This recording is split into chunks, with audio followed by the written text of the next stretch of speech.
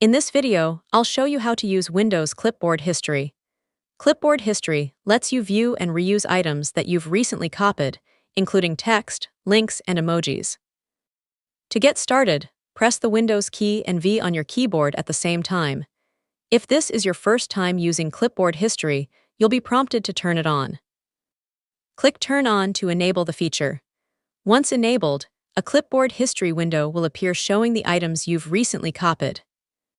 To paste one of these items, simply click on it from the list, and it will be inserted wherever your cursor is active. You can continue copying text, links, and other supported content, and they will be saved in your Clipboard History for quick access.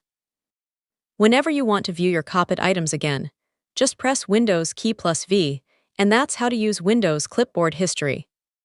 If this video helped, don't forget to like and subscribe for more helpful tutorials.